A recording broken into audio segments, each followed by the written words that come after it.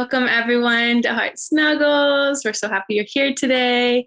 And I hope that you find something to be grateful for today. And for now, I brought a lovely guest. So go ahead and give yourself a little introduction.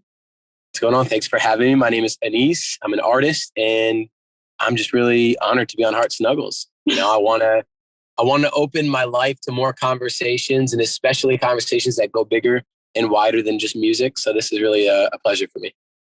We're so excited to have you. And the question of the podcast is, what was the last random act of kindness someone did to you?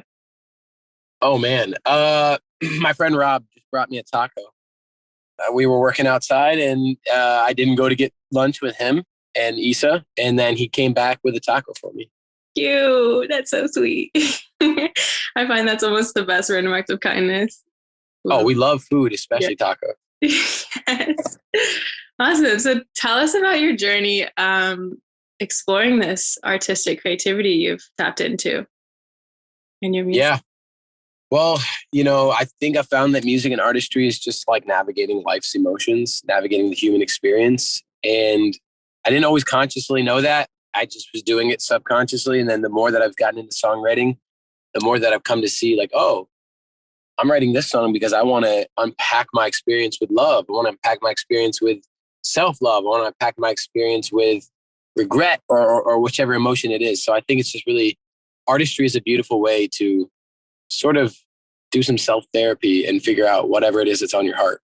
Yeah, I think that's so important too. It's like we often forget that we are all creative and that creativity is the best way to express ourselves and to express those parts of ourselves that don't make sense or that we need support with. And yeah, that's so beautiful that you can do that. Yeah, and I love that perspective too, because people who don't necessarily work a career in the arts sometimes feel, I'm not a creative. I'm an accountant, or I'm a event planner. I'm this or that, but like you said, honestly, in every moment in life, there's room for creativity. The song you choose in the car, the outfit you wore today, the food you cooked. So yeah, I definitely resonate with that. And how have you as a man, not that saying that, men can't do this, but like gone and explored those parts of yourself and been able to go there? Oh, okay. I never thought about it in that lens. I think it's like there's almost more incentive as a man to do these things because there's not as many of us doing it. And so if I can, I always want to encourage like my fellow man to be honest with themselves, to be vulnerable, to be open about their mental health, to be willing to share their weaknesses, whether it's with anybody, whether it's with, a woman or whether it's with their brothers. Like I just came back from a weekend retreat with like 30 dudes. And it's just like, it's one of my favorite parts of the year. And I'm a guy's guy. I know that about myself. Like I'm definitely a dude that thrives with the homies. And like, I think I found some of my most special and emotional moments in life are when like you can have a breakthrough with one of your brothers. And so I'm like motivated by that. Yeah, it's so beautiful that you have that, such a supportive community and a group of people that you can be real with and that accept you for who you are. Yeah, that's a blessing. That's definitely a blessing of mine. So sure. Has it always been that way, or did that come later in life? Or no, it has not always been that way. I've always had a few people. I always had a few baseline people. Like I always had my brother, always had two of my best friends that I've known for now almost 20 years. But I would say going into college and going through high school and into college and even through college, well, into college, I'll say, I did not have a lot of like male friends who I felt I had a deep connection with. I had a lot of dudes that, we could shoot hoops, we could, hang out, we could do stupid shit together, but it never got super deep. And to be honest with you, I think during high school in particular, my experience with other guys was quite toxic. It was like, high school can be a very dog eat dog arena, no matter what you're a guy or a girl, just in general, like it can be a very toxic environment, especially when people are trying to like climb social ladders and you can find yourself on either the victim or the villain end of that sort of high school arena. for me, I think I kind of laid low throughout high school because of that. I tried to just sort of keep to myself. And then by the time I got to college, I started working at a summer camp. And that's really where I like met all 30 of the dudes that I just hung out with, all, pretty much outside of my brothers, every single person who I would consider a brother. So cool. I'm so happy you were able to find that, because I still know a lot of people now that don't have that. And that's like, I can't imagine life without a supportive community. Like, it's just not it for me. No, you're so right. You're so right. And, I take it for granted now that I have it, but it's when you ask this question, I feel now that I've always had these friends and these brothers. But now that I think back on it, it's like, yeah, you know what? If you just take me back 15 or even just 11 years, 10 years, my life looked very different. And I feel like guys get softer with age. Mm-hmm. And they even the dudes who in high school I had, negative experiences with, when I see them these days, it's like, oh, like time has softened you. You are like not the same person you were before. And you're definitely a lot more humble and just, approachable.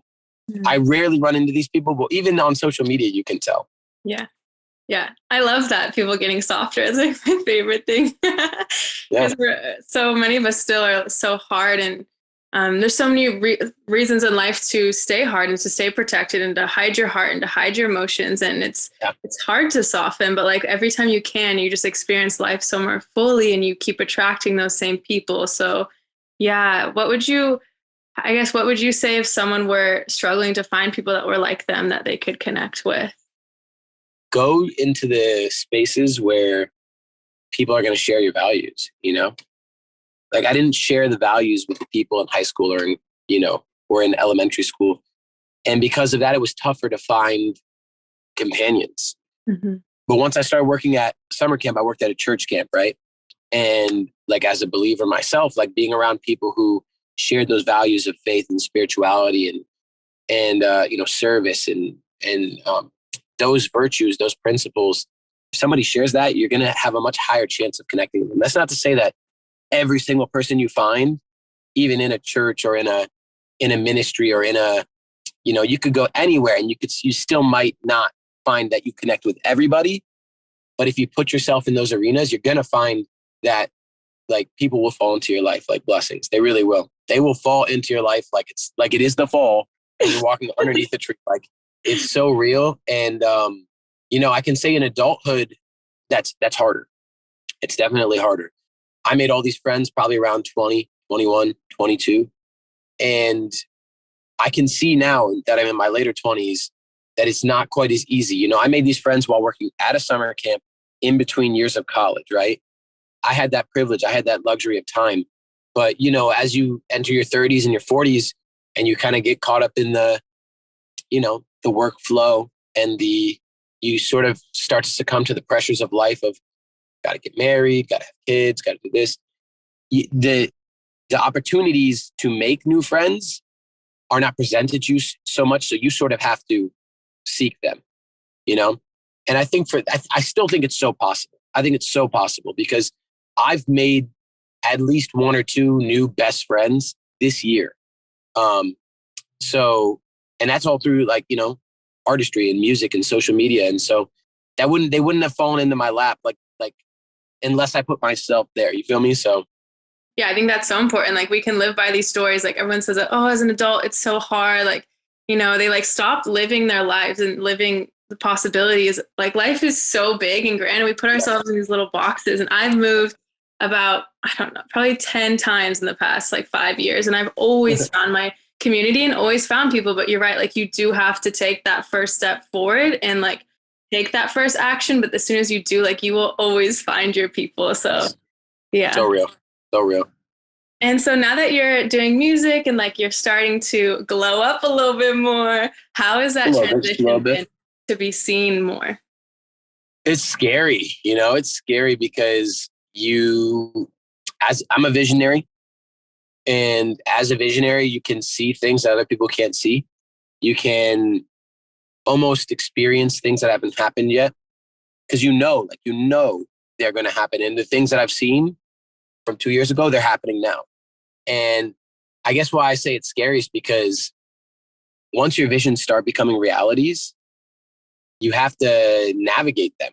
You know, visions when they live in your head is one thing, you know, nobody else has access to them. So you could change them and nobody would know, or you could give up on them and it wouldn't be embarrassing, right?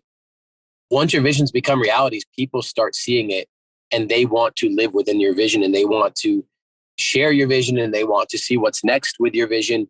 So yeah, with a little bit of the glow up, think, you know, shit's gotten real. And that's great. That's what I asked for. That's what I wanted. And that's what I'll keep sort of manifesting. But it definitely is something that causes you to go out of your comfort zone and say, okay, wow, like life's changing and I asked for this. Yeah, it's so interesting. I'm a visionary too. And it's really interesting how we can, how to hold space for both things. Like it is exciting to get what you want, but then it's like, it also comes with extra things. And so trying to manage all of that and like still sustain yourself, because I find that's what gets hardest is like, how can I still nurture myself and have my own privacy, have my own thing? Oh, real. Yeah. How have you been managing that? Oh, I don't know.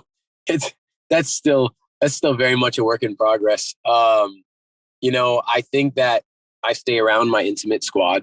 Like I keep the same team that has been with me, and that helps because the last thing you want to do is like level up your career and then just have no support team around you that you trust. You got to keep people that you trust. You got people that keep you grounded. So that's helped. And I think spending time alone helps, you know, spending time in nature helps, spending time writing helps, because in those moments, you're able to sort of remember that you're very small, you know, because some people, they get big and then they think they get big, like they gain followers or they come verified or they, you know, they gain fans and they feel at that point that, okay, the whole world is now revolving around me. How am I going to navigate this? But I think when you realize, when you really don't have to do much. If you just hang out in nature, you realize that like nothing revolves around you. And that's kind of, for me, very reassuring because it's like, it really doesn't matter how big you can be. It doesn't matter. You could be the biggest celebrity in the world and you still are very small in the grand scheme of things. And that's not a negative thing. It's not like, oh, you're small, like you're never going to be big. It's more like, kind of like awesome. Like no matter how much the world and the rest of the human race decides to decorate you and celebrate you, like there will always be things that are bigger than you. There will always be adventures you haven't gone on. There will always be blessings you haven't received. There will always be, you know, like life will never get stale for you. To me, that's kind of what I love. Because like, even if I do become very famous and even if I do, even in the ways that life will change, so many things will remain the same, you know? Yeah, I love that you said how life decorates you. That's such a beautiful way to describe it. And it's true too. It's like you hear all the time that people that do really gain a lot of fame, like it doesn't fulfill them in ways that you pictured it would, you know? And so it's just remembering like you have to stay anchored in those truths of like who you really are and what really brings you joy. And yes, like gaining more, you know, what you're doing is just spreading good energy through your music and like giving people senses of whatever you're trying to portray. But it's not like that's all you're doing on a bigger scale and it doesn't affect you as a human being, you know? And so trying to stay humbled in that experience is hard too, because there's so many things that change, but I love you said all of that. That's very real. That's very real. And for your writing process, how does that look? Like, do you just like, are you always creative or is there a time of the day or do you have a process? I've got to work on this, but for now, how it works is just freestyle.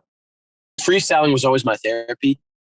Even before I like started identifying as an artist, freestyling was always just a natural way for me to release and process things, I think. And so that has remained the start point of my songwriting. So like for any song you've heard of mine, they've all started with me either recording myself on like my Apple Watch or like something and just going off, just like off the top, just like letting melodies come out of me, letting, you know, 16s come out of me, letting any number of like lyrical bursts just sort of shoot forward. And I record them because I'm not going to remember them all, you know? So I have to like record them so I can like transcribe them. that's the main way. I'm trying to become more structured with it because I do believe that the greatest songwriters of all time and the most successful lyricists of all time are a little bit more strategic about it. And they use formulas and they use structure and they create an environment for themselves that allows for their flow state to sort of engage. Mm-hmm. And I think that's when I'm in my flow state, I'm dangerous. Like I can do anything. I know I can. Like I can write the greatest lyrics in the world in that state. So the question is now like, okay, you've proven you can do it to the world, proven you can write some dope songs. How can you manufacture an environment for yourself?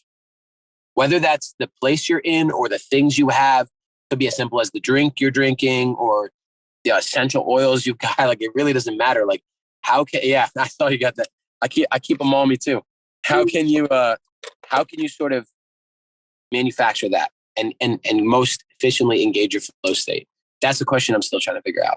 And thank you for being honest. I think it's so important. It's like, we don't have to have it all figured out ever. We're never going to have it all figured out. If I had it figured out, I promise you, this is going to sound cocky, but like, I know my potential. If I had it figured out, I'd have a lot more done by now. Yeah. No, that's good. I think in society too, we confuse that, like confidence and cocky. Like we're actually afraid of confidence. We're almost taught not to be confident, but confident is such a beautiful strength. And like, that's empowering to like really believe in yourself. Like, I think that is one of the best gifts in life. And most times we don't believe in ourselves. And so when we see someone that's confident, we're triggered by them because we don't see that in ourselves. And so it's like, but really that's fucking beautiful. So be confident, like I'm here for that. Thank you.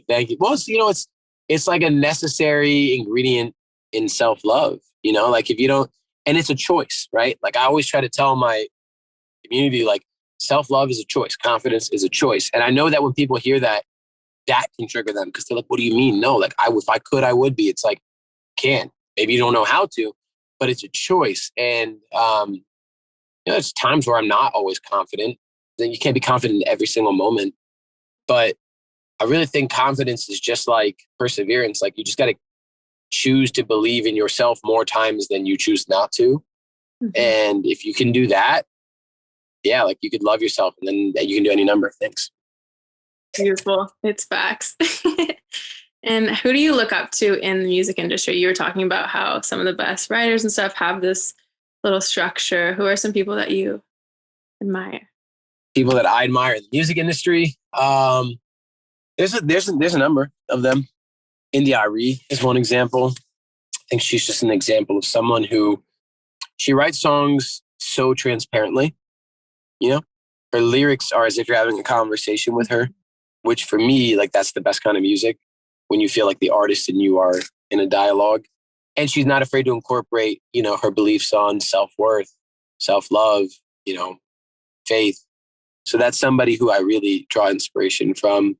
Somebody else I look up to in the music industry, I guess you could say, you could probably go with Immortal Technique. Mm. And he's an artist that for me, the most brilliant quality he has is his unashamedness. Like he's so real and so raw with the full knowledge that like he could probably be a lot more, like he's revered and regarded in the hip hop community and will always be. But his album sales could have been greater if he would have played by certain rules that he knew he didn't need to, that he knew he didn't believe in. And as an artist myself, right now being at a critical juncture in my career where I could go any number of ways and I could choose to play by certain rules or other rules. I could choose to take certain avenues and walk through other doors. I want to always remember to be true to myself. I think that's the key, is that these artists I'm talking about, they're very true to themselves. And I think a lot of artists where they fall short and where they lose themselves is when they start to be true to something other than themselves. They start to be true to their manager. They start to be true to the dollar. They start to be true to their ambition. Mm-hmm. But all of those things, none of them are bad. It's good to be ambitious. It's good to make money. It's good to have management. But you have to ultimately be true to like who you were when you got into art. And I think those artists represent that. I also really admire Rex Orange County. He's another example of a songwriter that I think is so real, so tender in his lyricism. And when I listen to his music, I just sort of feel like, wow, you're so remarkably talented, and yet your songs still feel like conversations with the homies, Mm-hmm.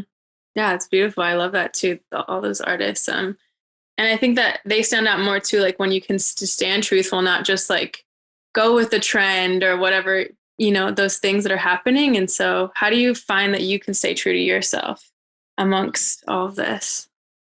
Mindfulness, I think, you know, because like the thing is, life moves so fast. Things come at you way faster than you could ever anticipate, especially if you're occupying your time manifesting. When you manifest, things will return to you and you don't know when they will. Things will come to you and you don't know how they will, when they will, how soon they will, in what quantity they will.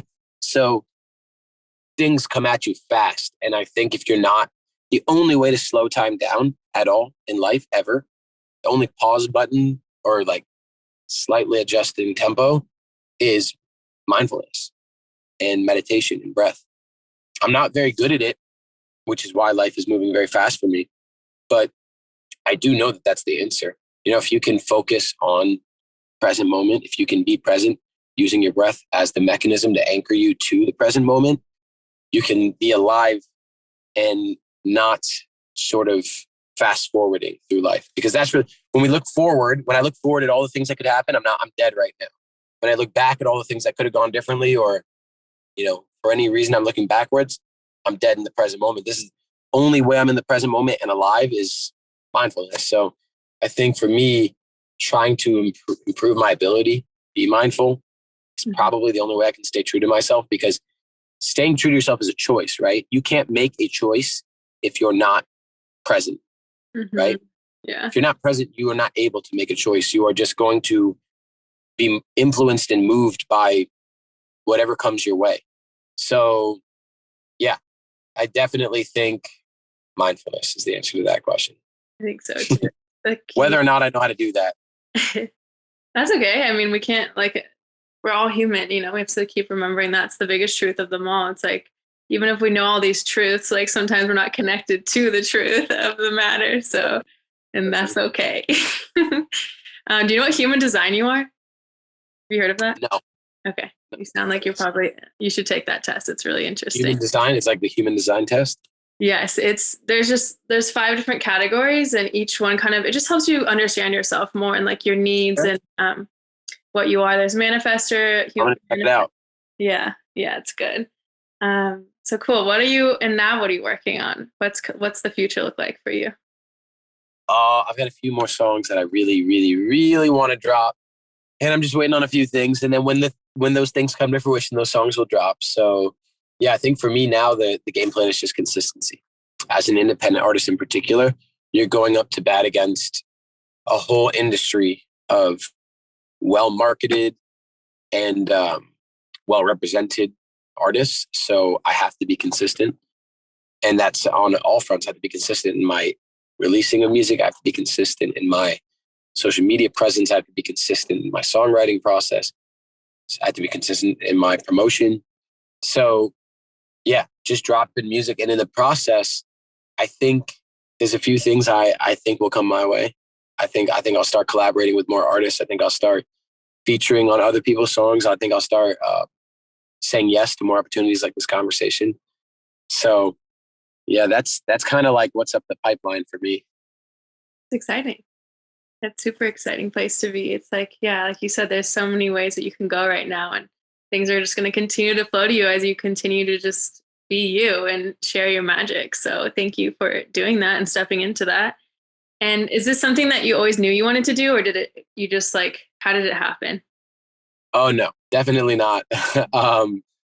About 4 years ago, I finished law school and I was very depressed, and I just didn't know what I wanted to do with my life. And I was at a point in time where I was like, all right, you can choose to continue to practice law or not continue. You can start practicing law right now and see where that takes you. Or you can make a big boy move and just let everybody know you don't want to do this and accept the consequences. And that was very difficult. That was not an easy decision, because even though I knew I would be a million times happier living a life that was very creative, even though I knew this decision was going to make me happier, it's not easy to choose your own happiness, especially when, or it might be, yeah, no, it's not easy. It's a simple decision, but it's not easy. And the reason why it's not easy is because you start to let a lot of elements enter into your equation that have no business there. You know, what will these people say? What will those people say? What if this? What if that? So I sort of just baby stepped my way to artistry. You know, I decided it's not going to be lost, so I'll do a vlog. Did a vlog with my best friend, and then I was like, okay, this vlog's not working. I'll do my own vlog, right? So I did my own vlog.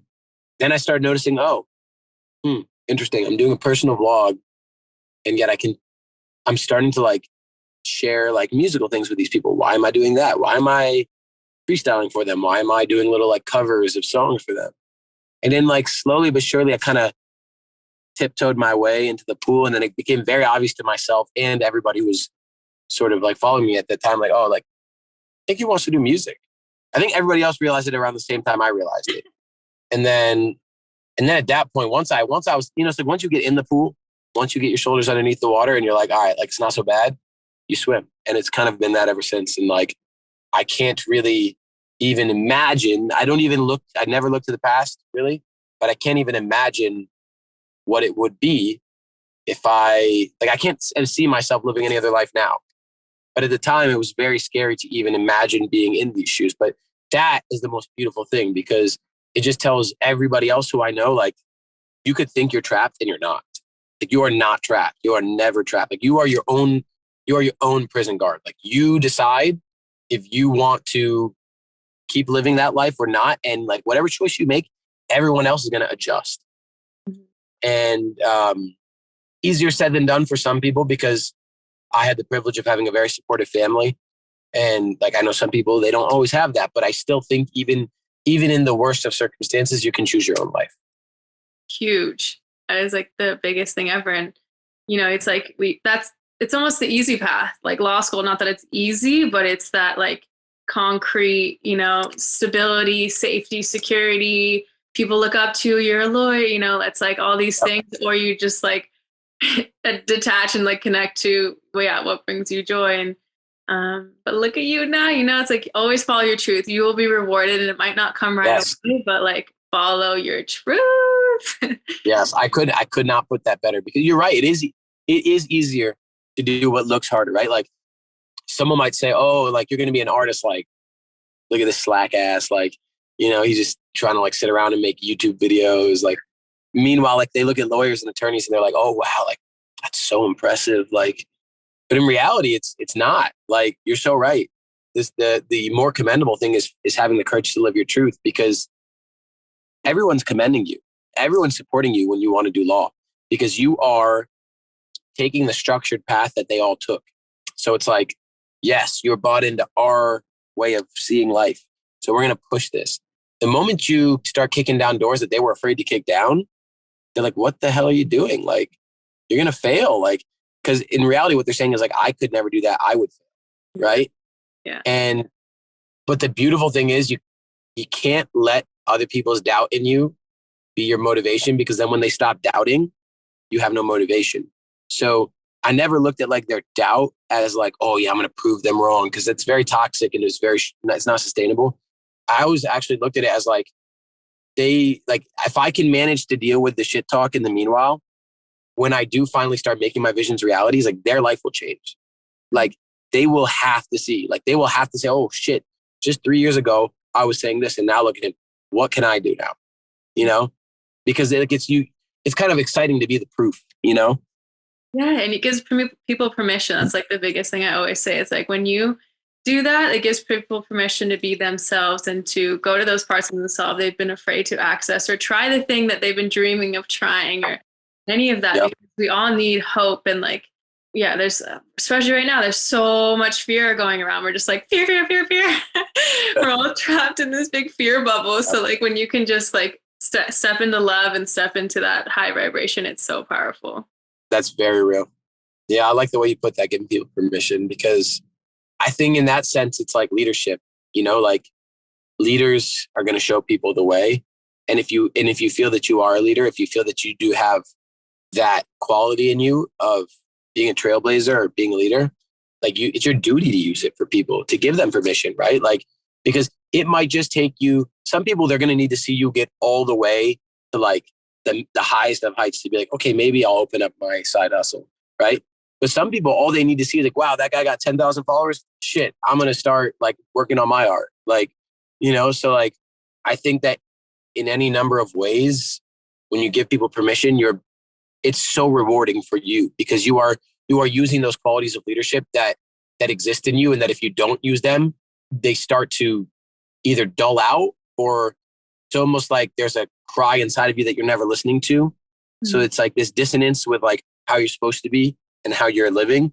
And so, yeah. Mm-hmm.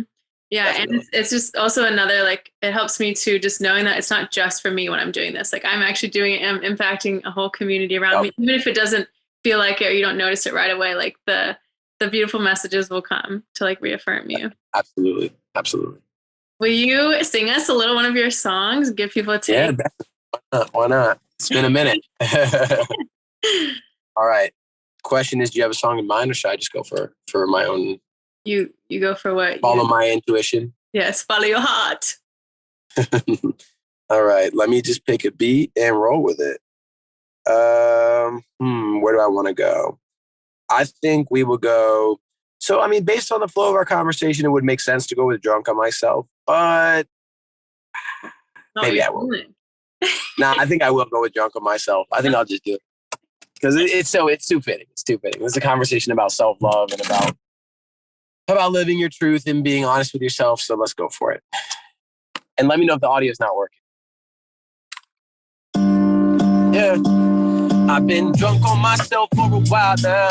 Living a dream, treating myself as the king I was made to be. Man, I've been drunk on myself for a while now. I got everything I want, not a single reason to front. No, I'm in love with me. I searched deep, found everything I want in me. When I searched deep and I found everything I want in me. Now I'm cursedly feeling worth it, deservedly. I'm a servant of me, myself, and my purpose. My happiness free from purchase. I'm drinking to my condition, sipping on my insurgents. I'm in love with me. Cause I'm charming, funny, and witty. I'm hardworking and gritty. I'm entertaining and passionate. Methodist like a grizzly. I'm mentally getting busy, been pondering self-worth. Learning how to love me and honor myself first. And I found God where it hurts, in the tears of the smile, through the years of the pain. With the ears of a child, made a promise I vow to respect myself like a child. Expect myself to be foolish, accept myself when I'm wild. I search deep, found everything I want in me. When I searched deep and I found everything I want in me. And I've been drunk on myself for a while now. Living a dream, treating myself as the king I was made to be. Drunk on myself for a while now. I got everything I want, not a single reason to front. No, I'm in love with me. I searched deep, found everything I want in me. When I searched deep and I found everything I want in me. But I don't need you to know that I'm not perfect. If so, you might suppose knowing me's not worth it. Used to be the reason I stack skeletons in the closet, packed deep till they rotten. You couldn't see to the bottom. I broke free from that prison. Not perfect, but I feel purpose, worth it, and I deserve it. When I finally go on sale, I'll be first in the line of purchase. Searching under my surface to get to what I need worse, and I'm quenching my every thirst. I'm aware of what I deserve. Never scared of putting me first. Unembarrassed to self-cherish. Arrow ain't in reverse. Years of feeling the curse, then I'm kneeling down and converting. The ceiling can't even seal me. This feeling so good it hurts. I've been drunk on myself for a while now.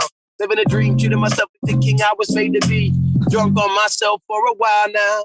I got everything I want, not a single reason to front. No, I'm in love with me. I searched deep and found everything I want in me. When I searched deep and I found everything I want in me. And I can't imagine another way that I could spend my days.